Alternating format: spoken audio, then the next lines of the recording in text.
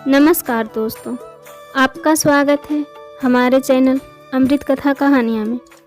कार्तिक स्नान में स्नान करने वाले सुबह जल्दी उठकर स्नान करके पूजा पाठ करते हैं और कार्तिक मास की कहानी कथा सुनते हैं। कार्तिक मास की कहानी इस प्रकार है। एक समय की बात है, एक बूढ़े व्यक्ति थे जिनकी 2 बहुएं थीं। ससुर जी का काम दोनों ही बहुएं करती थीं। अब कार्तिक मास आया तो ससुर जी बड़ी बहू से बोले, बहू मैं कार्तिक नहाना चाहता हूँ। तो बड़ी बहू ने कहा, आपका कार्तिक स्नान का काम मुझसे नहीं होगा, आप छोटी बहू से कह दें। तो ससुर जी छोटी बहू से बोले, बहू मैं कार्तिक स्नान करना चाहता हूँ। छोटी बहू सीधी साधी थी, उसने कहा, जी पिताजी आप बताएं मुझे क्या करना होगा। तो ससुर जी कहने लगे, ज़्यादा कुछ नहीं करना, रोज़ मेरे नहाने के लिए पानी भर देना, मेरी धोती धोकर सुखा देना और दोपहर का खाना बना देना। अब छोटी बहू रोज़ सुबह 4 बजे उठकर कुएं से पानी भरकर ला देती, जिससे ससुर जी स्नान कर लेते, उनकी धोती धोकर सुखा देती और दोपहर में ससुर जी को गरम गरम रोटी बनाकर खिला देती। जब छोटी बहू ससुर जी का धोती धोकर सुखाती तो उसमें से गिरने वाली पानी की बूंदें वहाँ मोती का रूप ले लेता। पर छोटी बहू इतनी नादान थी कि वह समझ नहीं पाती थी और रोज सुबह झाड़ू लगाकर आंगन में एक तरफ मोती का ढेर लगा देती थी। इस तरह से 1 माह निकल गया। अब कार्तिक माह समाप्त होने को आया तो ससुर जी ने कहा, बहू मैं कार्तिक समाप्त होने से पहले 2-4 ब्राह्मणों को भोजन कराना चाहता हूँ। छोटी बहू बोली, पिताजी मैं खाना बना देती हूँ और फिर आपको खेत से बुलवा लाऊंगी। छोटी बहू खाना बनाकर ससुर जी को खेत में बुलाने जाती है और कहती है, पिताजी मैंने खाना बना दिया है, आप घर जाकर ब्राह्मणों को खाना खिला दें और मैं तब तक खेत की रखवाली कर लेती हूँ। यह सुनते ही ससुर जी घर चले जाते हैं।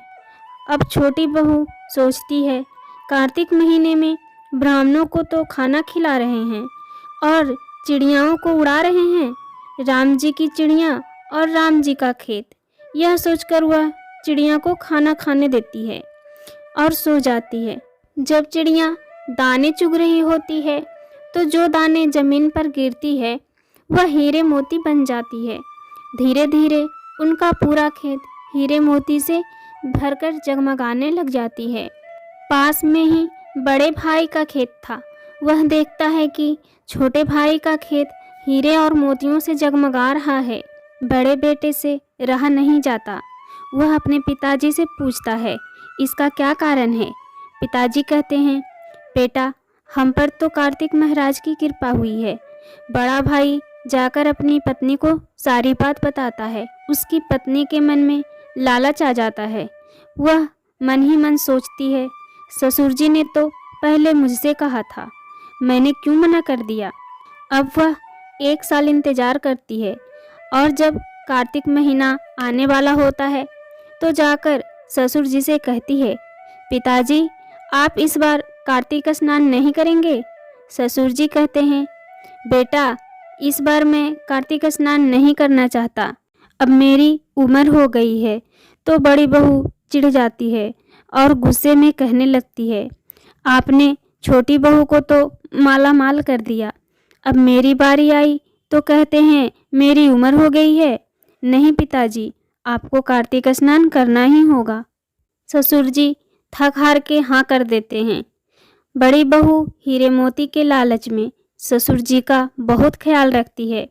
सवेरे कुएं से पानी भर देती, उनका धोती धोकर सुखा देती। धोती सुखाते समय उसे निचोड़ती नहीं थी, जिससे ज़्यादा पानी गिरे और ज़्यादा मोती इकट्ठे हों। उस पानी से कोई हीरे मोती तो नहीं बने, पर ज़मीन में गड्ढे जरूर हो गए। इधर कार्तिक महीना समाप्त होने को आया। उसने पिताजी से कहा, पिताजी एक ब्राह्मण को न्योता दे देती हूँ।